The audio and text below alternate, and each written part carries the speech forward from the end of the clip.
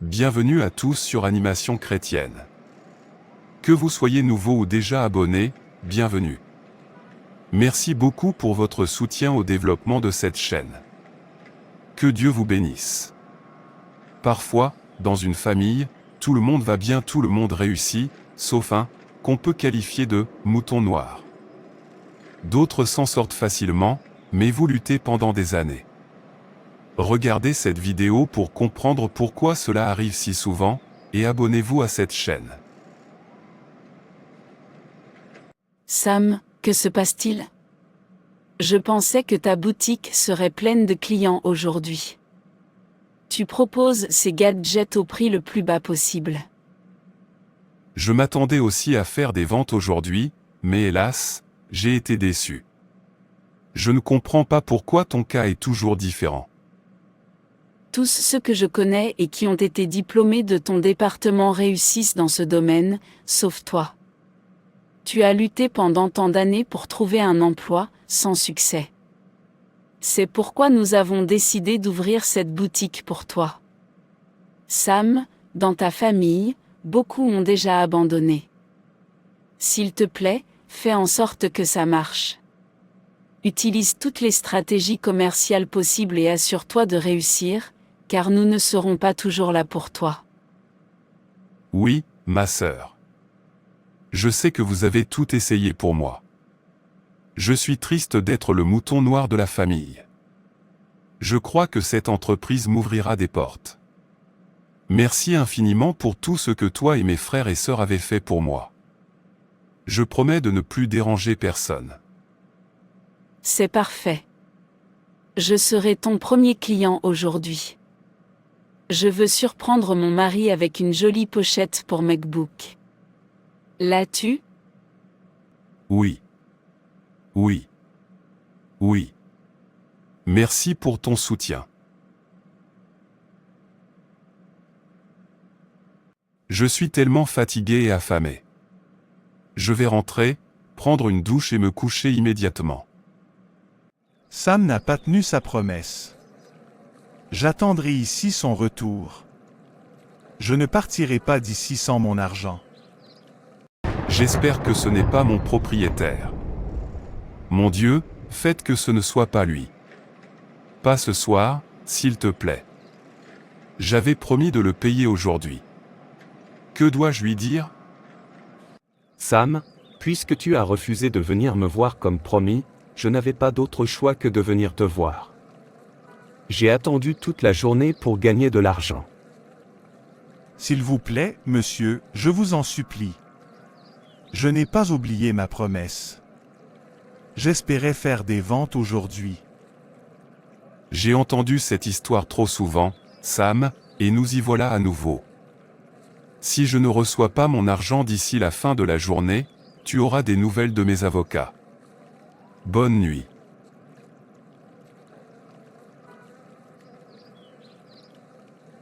Je n'ai pas d'autre choix que d'appeler mes frères et sœurs à l'aide. Je sais qu'ils en ont assez de moi, et ils s'attendaient à ce que je puisse payer mon loyer tout seul cette année, d'autant plus que je suis maintenant propriétaire d'une entreprise.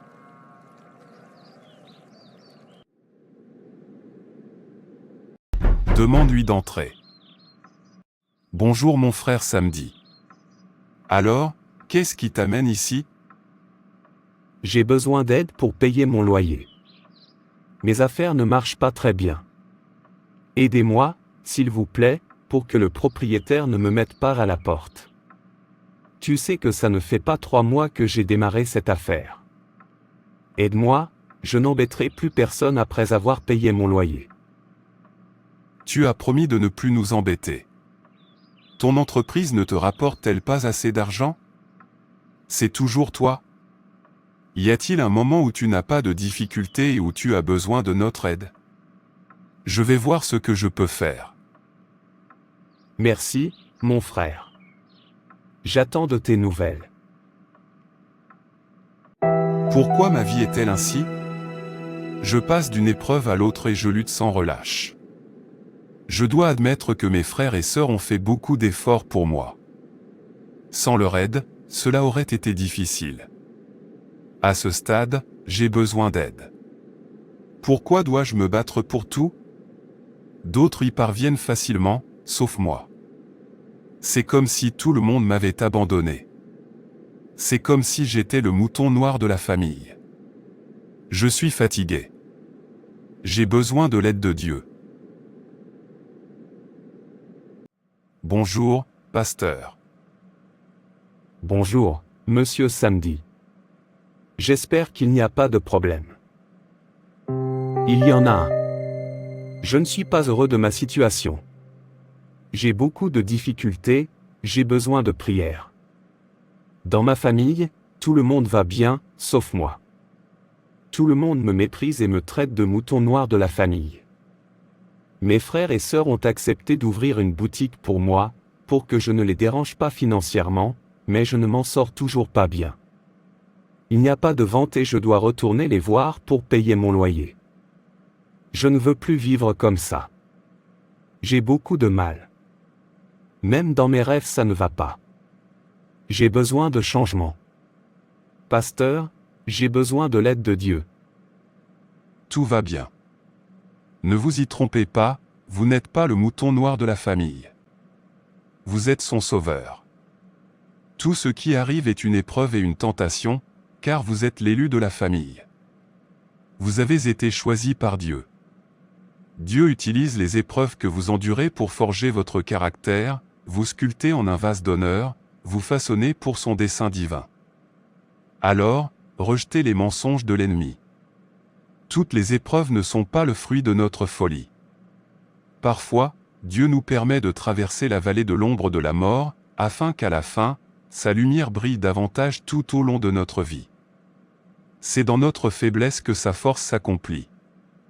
2 Corinthiens 12, août 2010. Considérez Job, qui a enduré perte après perte, mais qui a été élevé à des sommets de bénédiction encore plus grands, recevant le double de ce qu'il avait auparavant, Job 42, 10. Vous sortirez de cette épreuve non seulement restauré, mais débordant de bénédictions. Dieu vous prépare à la grande révélation de sa puissance et de sa grâce. Je sais que ce test peut être désagréable. Je le comprends parfaitement, mais comment pourrions-nous, ou les autres, savoir que Dieu guérit, si nous n'avons jamais été malades? Comment pourrions-nous le voir comme un restaurateur, si nous n'avons jamais rien perdu? Comment pourrions-nous le reconnaître comme un pourvoyeur, si nous n'avons jamais été dans le besoin? Comment pourrions-nous le comprendre comme un consolateur, si nous n'avons jamais connu la tristesse?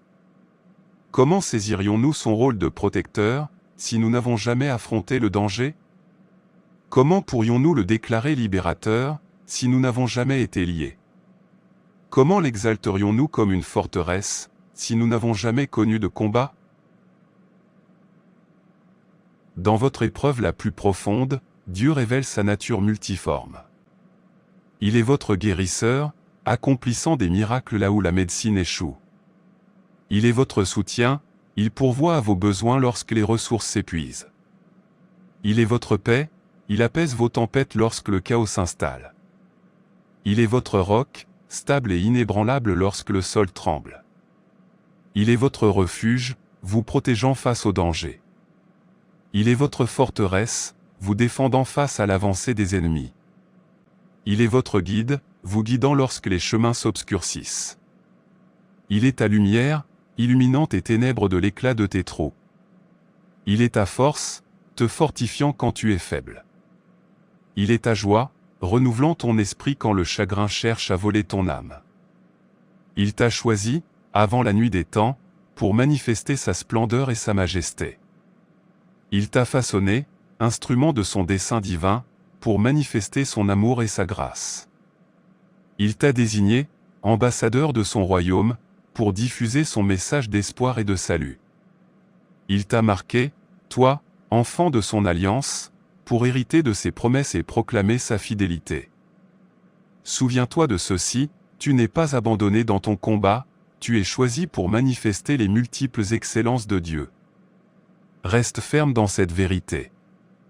1 Pierre 2, verset 9 dit, « Vous êtes une race élue, un sacerdoce royal, une nation sainte, un peuple acquis, afin que vous annonciez les vertus de celui qui vous a appelé des ténèbres à son admirable lumière.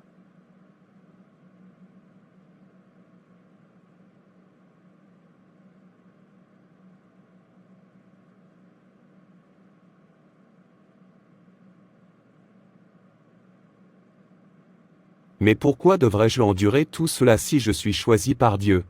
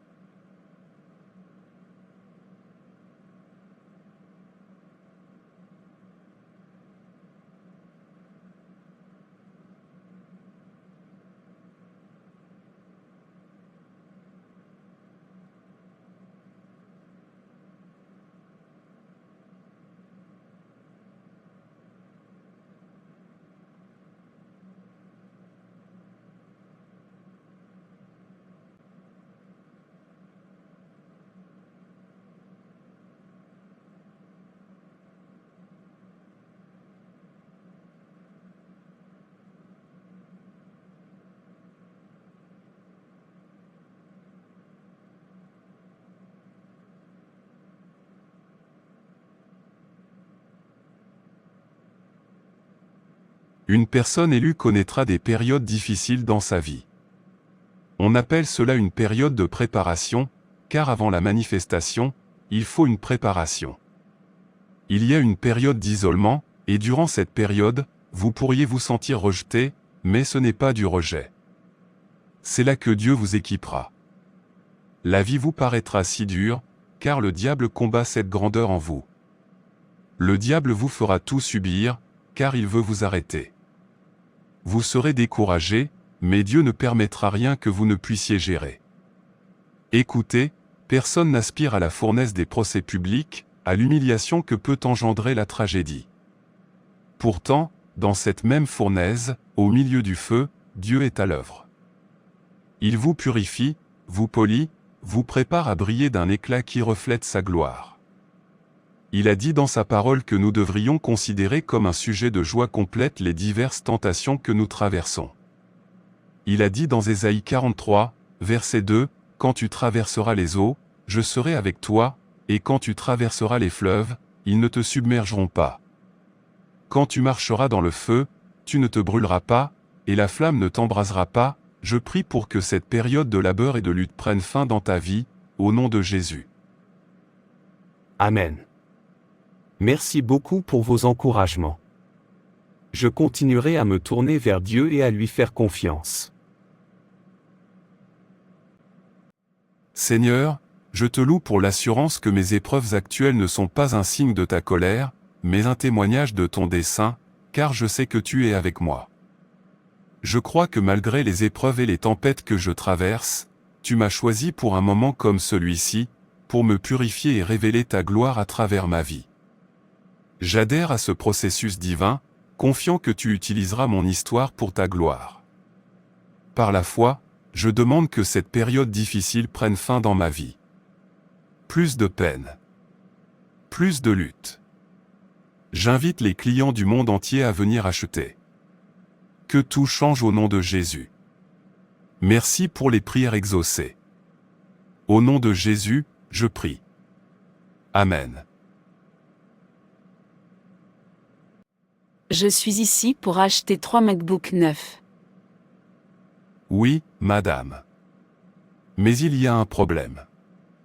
Il n'y a que 2 MacBooks neufs disponibles, mais je peux vous en acheter un rapidement dans un autre magasin. C'est bien. Le MacBook de mes enfants, par contre, ils ont plus de 18 ans. Si je n'en achète pas pour chacun, je vais avoir des problèmes. Je comprends, madame. Je vais apprêter cette commande pour vous. Ma prière pour tous ceux qui luttent est que Dieu transforme votre humiliation en élévation. Il utilise votre histoire pour sa gloire et transforme votre saison la plus difficile en saison de récolte. N'abandonnez pas. Ne vous découragez pas, continuez à prier, car Dieu a quelque chose d'extraordinaire pour vous. Vous êtes si proche. Le meilleur reste à venir. Merci d'aimer cette vidéo. Partagez-la avec vos amis et vos proches.